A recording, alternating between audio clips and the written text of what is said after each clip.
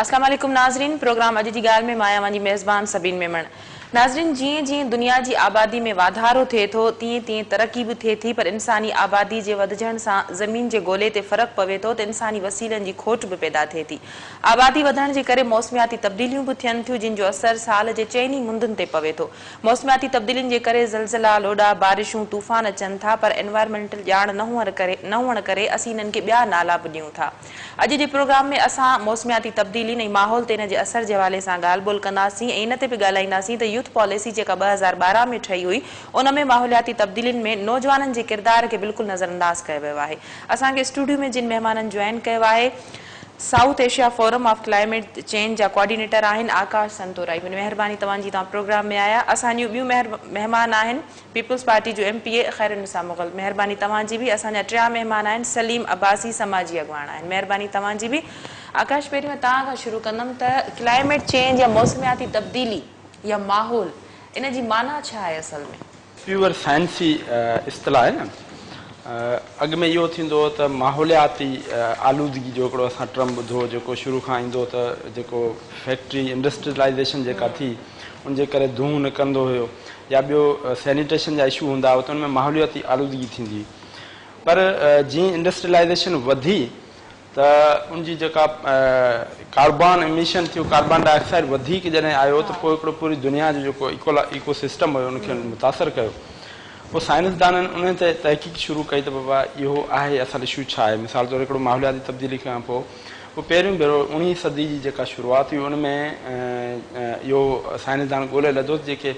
बर्फ़ानी वॾियूं छिपूं आहिनि उहे ढहनि पियूं या ॿिया उनजा जेके इशूज़ आया साम्हूं, त पोइ क्लाइमेट चेंज जो हिकिड़ो टर्मिनोलॉजी साम्हूं आई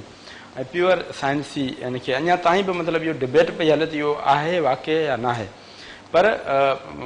1997 में जेको पहिरियों भेरो इन्हनि खे पूरी दुनिया जे जेके मुल्कनि मञियो ऐं गॾियल क़ौमनि वटि जेको इन्हनि पंहिंजो फोरम ठाहियो हुयो, उनखां पोइ जापान में उन्हनि जी हिकिड़ी कॉन्फ्रेंस थी जंहिंमें इन्हनि सॼो चयो त बाबा ठीकु आहे हाणे हिन ते बाक़ाइदे कमु कजे। ऐं जापान जो जेको क्योटो प्रोटोकॉल जे नाले सां हिकिड़ो मशहूरु एग्रीमेंट आहे, पूरी दुनिया जे 83 मुल्कनि ते साइन कई हुई, उन खां पोइ इन ते बाक़ाइदे कमु शुरू थियो आहे। ऐं क्लाइमेट चेंज जे हवाले सां जेकर ॾिसिजे त गॾियल क़ौमनि जे तरफ़ां हिकिड़ो बाक़ाइदे फोकस्ड आहे हिन वक़्तु पूरी दुनिया में, ऐं ख़ासि तौर ते जेके इंडस्ट्रियल या डेवलप्ड कंट्रीज़ आहिनि उन्हनि वटि वॾो फोकस आहे, छो त कार्बन जे करे जेके इशूज़ साम्हूं आया आहिनि त उनजे करे हाणे पूरी दुनिया जेको ख़तरो आहे वधि में वधि, जेको दुनिया चए थी, दुनिया जा जेके साइंसदान बि चवनि था त इंसानी हयात ऐं टोटल जेका हिते हयात आहे हिन दुनिया जी धरती जे ॻोल्हे ते, उनखे जेको ख़तरो आहे उहो क्लाइमेट चेंज जे करे आहे। सो क्लाइमेट चेंज बिल्कुलु हाणे उनजो, ऐं पाकिस्तान तव्हांखे ॿुधायां, उहो पाकिस्तान जेको उन पट्टी ते आहे जोग्राफिकली या साउथ एशिया जो पूरो रीजन आहे, पाकिस्तान वधि में वधि उनजो मुतासिर थिए पियो। ऐं अॻु में बि थियो आहे, 1950 खां वठी पाकिस्तान ते उनजा असरात थिया आहिनि क्लाइमेट चेंज जा। उनजा जेको सी इंट्रूजन आहे, काफ़ी असांजा जेका आइलैंड्स हुया उहे ॿुॾी विया, समुंड लोड़े वियो, त इन नमूने क्लाइमेट चेंज जेको आहे उहो असरअंदाज़ थिए पियो ऐं पूरी दुनिया हिन वक़्तु उन ते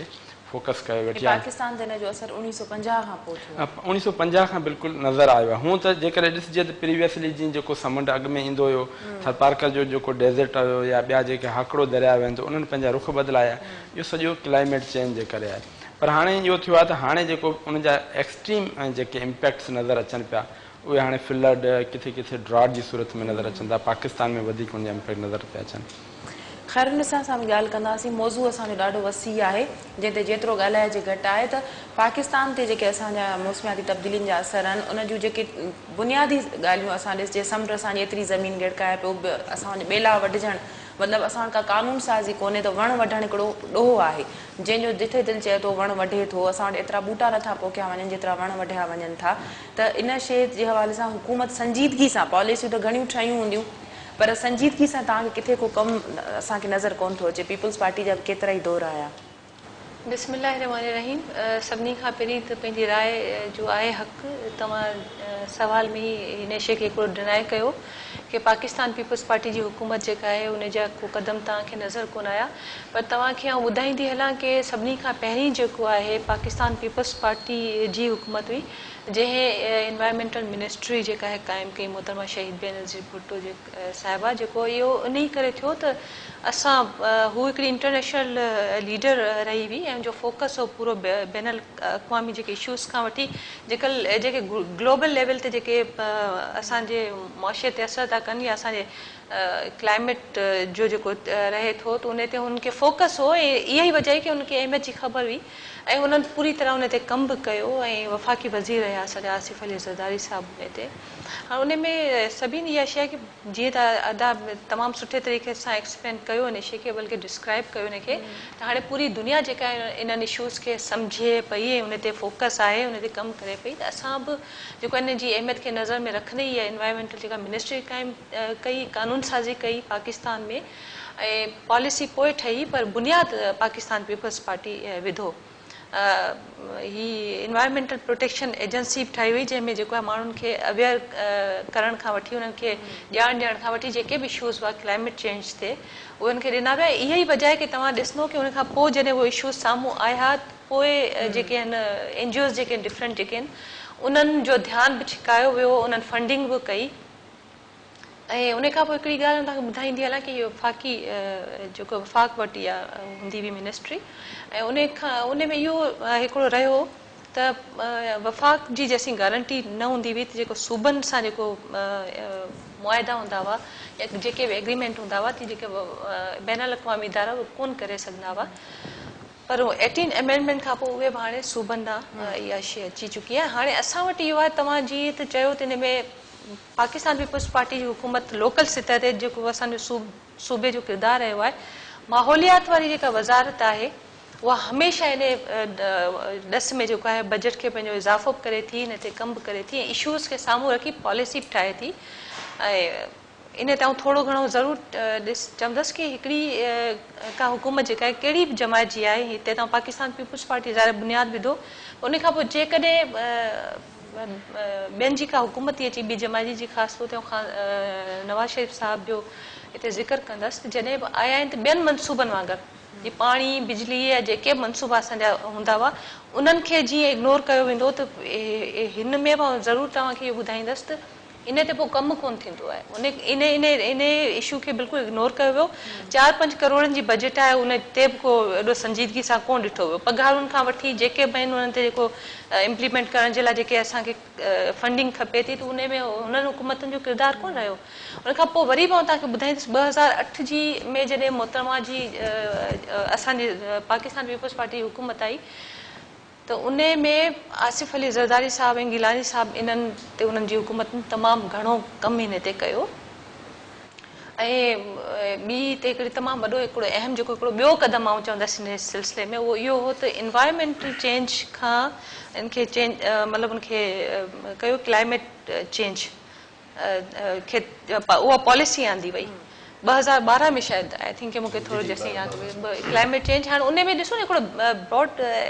स्पेक्ट्रम ते ॾांहुं ॾिठो वियो की हू इन्वायरमेंटल ते असां कयोसीं पिया, पर क्लाइमेट चेंज हिकिड़ो वसी हिकिड़ी शइ थी वई। त पाकिस्तान पीपल्स पार्टी तमामु घणो इन ते हमेशह जॾहिं बि हुकूमत में आई ऐं असांखे इन ते कंसर्न रहियो। ऐं हिकिड़ी शइ सभिनी इन शइ खे ॾिसो, का बि हुकूमत आहे उनजो अच्छा हिकिड़ी शइ ॿी मां ॿुधायां थी त हिकिड़ी 2008 में जेको आहे इन असां पंहिंजे मैनिफेस्टो में इन में 5 E's ते फोकस कयो। 5 E's education, energy, employment, environment and empowerment. छो त ऑल अराउंड जेके इशूज़ घुमनि था इहे इन्हनि ते 5 E's ते था फिरनि। त हीअ पाकिस्तान पीपल्स पार्टी जो विजन हो हिकिड़ो की हीअ हिकिड़ो तमामु वसी लेवल ते हिकिड़ो इशू आहे। छो त हुनजो डायरेक्ट जॾहिं असर थो पवे त मौसमनि ते पवे ऐं मौसम ते जॾहिं जी फ्लड खां वठी हाणे फ्लड बि घणा पिया अचनि, गर्मी थिए थी तमामु घणी, जीअं हाणे गुज़िरियल ॾींहंनि में कराची में हिकिड़ी तमामु वॾी लहर आई। त हिकिड़ो आम माण्हू त परे जी ॻाल्हि आहे, जेको असां जहिड़ो माण्हू आहे जंहिंखे थोरी नो हाव आहे उनखे क्लाइमेट जे बारे में एतिरी ख़बर कोन्हे, पोइ हिकिड़ो हुकूमत उनखे जेके रिएक्ट था कनि त उहो तमामु हिकिड़ो हैंडल करणु मुश्किल हूंदो आहे। पर पाकिस्तान पीपल्स पार्टी हिन में इहे क़दम खयां आहिनि। सलीम, तव्हां खां मां पुछणु चाहींदसि त क्लाइमेट चेंज जे हवाले सां सोसाइटी में अवेयरनेस केतिरी आहे, ख़ासि करे अगरि असां यूथ जी ॻाल्हि कयूं, असांजी यूथ खे केतिरी हिन जी ॼाण आहे। ऐं जीअं ख़ैर हुन सां ॻाल्हि कई त पहिरीं वफ़ाक़ जो, उन खां पोइ 18 तरमीम खां पोइ सूबनि जो मामिलो मिनिस्ट्री चाहे वफ़ाक़ वटि हुजे या सूबनि वटि,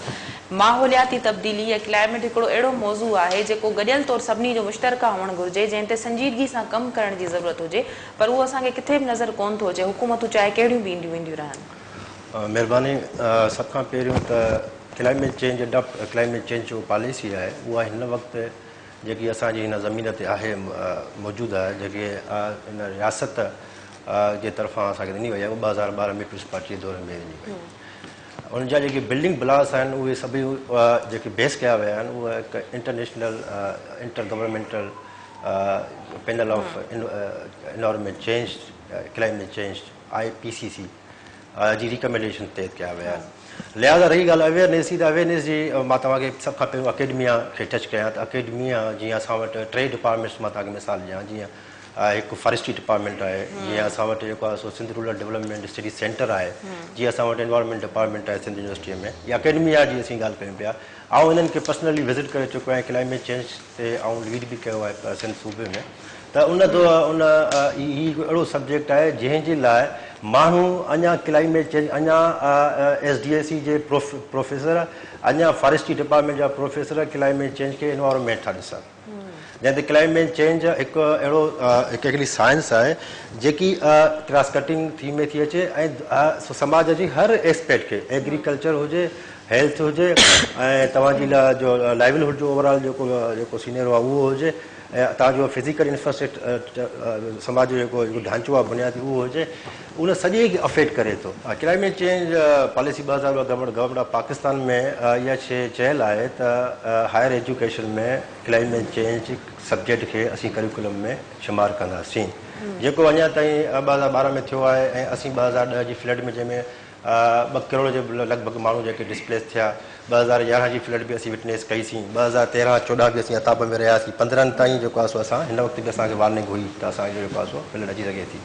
त लिहाज़ा उहा उन ते का पेशरफ़्त कोन थी। ॿिए नंबर ते इहा त इवन जेको पॉलिसी मौजूदु आहे उन ते इम्प्लीमेंटेशन जो मसइलो आहे। अकेडमिया सेंसिटाइज़ न आहिनि, अवेयर न आहिनि। पेरेंट्स लेवल ते, हाउस होल्ड लेवल ते क्लाइमेट चेंज अञा हिकु मां सम्झां थो त हिकु नालो ई न आहे माण्हुनि जे ज़हन में। सब्जेक्ट छा हिकु नालो ई न आहे त का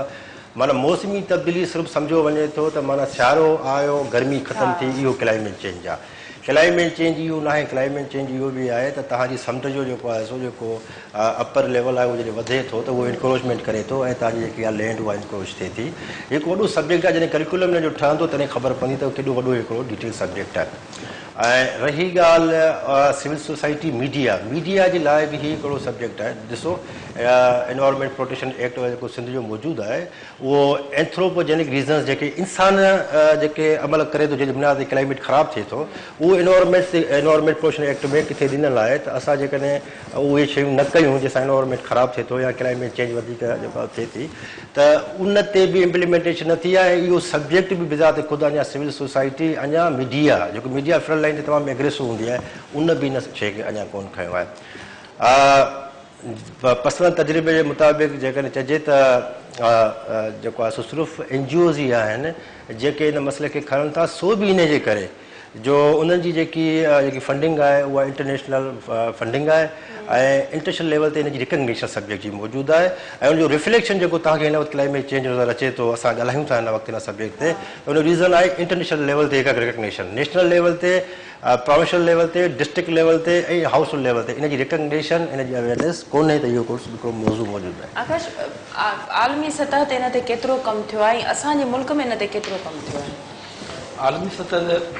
काफ़ी मूं तव्हांखे जीअं ॿुधायो गॾियल क़ौमूं शुरू खां वठी माना 19 सदी शुरूआत खां वठी गॾियल क़ौमनि जो हिकिड़ो साइंसदाननि जो हिकिड़ो पैनल आहे जेको मुख़्तलिफ़ रिसर्च कंदो रहंदो आहे। उनखां पोइ जॾहिं इहो रिसर्च आई त हाणे मौसमियाती तब्दीली जीअं अदा ॻाल्हि कई त हिते असां वटि इहो बि चयो वञे त सियारो ऊन्हारे में तब्दीली थिए, इहो मौसमियाती तब्दीली ईअं न आहे। मौसमियात माना इनखे आबहवा जी तब्दीली चइजे,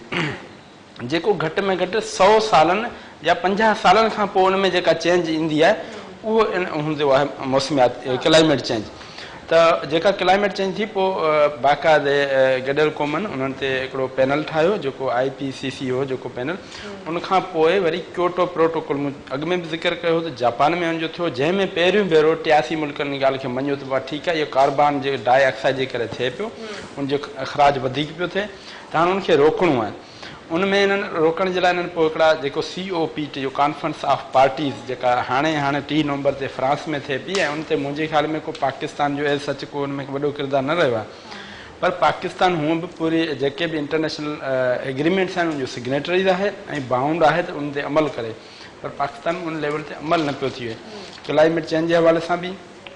या ॿिया जेके एनवायरमेंट जा इशूज़ आहिनि उन्हनि ते ओतिरो अमल न पियो थिए पर पाकिस्तान सिग्नेटरी आहे ऐं उनते बाइंड आहे त उहो माना उन ते अमल करे पर अमल न पियो थी सघे त उन्हनि अच्छा ख़ान साहब पाकिस्तान ते इन ते अमल न पियो कयो वञे या इहा कंहिंजी ज़िम्मेदारी आहे या कंहिंजी हद में अचे थो इहो मामिलो जेकॾहिं सूबनि वटि इहा मिनिस्ट्री आहे त सूबा इन ते कमु छो नथा कनि ऐं सूबा इन ते आवाज़ छो नथा उथारनि जेकॾहिं अगरि कराची में असां ॾिसूं मौसमियाती तब्दीलियुनि जो ख़तरनाक असरु हाणे असांजे मुल्क में ज़ाहिर थियणु शुरू थी वियो आहे जेके गुज़िरियल 2-3 सालनि खां तूफ़ान अचणु या बारिशुनि जो वक़्तनि ते न पवणु या किन वक़्तनि ते तेज़ी सां पवणु ऐं जेको गर्मी जो जेको दर्जो वधियो आहे असां वटि कराची में ॾिसो सभिनि बिल्कुलु इहे मुंहिंजे जेके ॿ साथी आहिनि उन्हनि तमामु हिकिड़ी सुठी हिकिड़ी डिटेल ॿुधाई ऐं हिकिड़ी अहम ॻाल्हि हिन में कई वई त इहो हिकिड़ो डिटेल्ड सब्जेक्ट आहे ऐं इन खे जीअं त यूथ पॉलिसी जे हवाले सां छो त असां हिन में सम्झूं था त हिन में किरदारु सिर्फ़ु हुकूमतुनि जो कोन हूंदो आहे हुकूमत पॉलिसीज़ ॾींदी आहे कानून साज़ी कंदी आहे बजट रखंदी आहे फंडिंग कंदी आहे जेको असां कयो पाकिस्तान ॾिसो मुंहिंजी ॻाल्हि कंप्लीट न अमल बिल्कुलु ॾिसो न हिकिड़ी ॻाल्हि शइ अचे जीअं ॿियनि जीअं असीं चऊं था पॉलिटिकल या इंतिज़ामी मामलात में असांखे हेठि सतह ते हुनजी कोऑपरेशन ज़रूरी हूंदी आहे ऐं इहा ई वजह आहे की असां तव्हां छा जे लाइ हीअ इलेक्शन जो मिसाल तव्हां वठो त असां बलदियाती इलेक्शन नहीं करे कराया त UC लेवल ते जेको आहे माण्हुनि में इन्वॉल्व थियनि पोइ वञी उहा जेका पॉलिसी हूंदी आहे कानून साज़ी कई वई हूंदी आहे पोइ उनखे सुठे तरीक़े सां इम्प्लीमेंट कराए सघिबो आहे हाणे हिते असां जेतिरे हद ताईं पॉलिसीज़ बि ॾिनियूं तव्हांखे ॿुधायमि की पाकिस्तान पीपल्स पार्टी पाकिस्तान जी सियासत में जेको आहे 2 वॾा क़दम खयां ऐं उन में तमामु सुठो हिकिड़ो कमु बि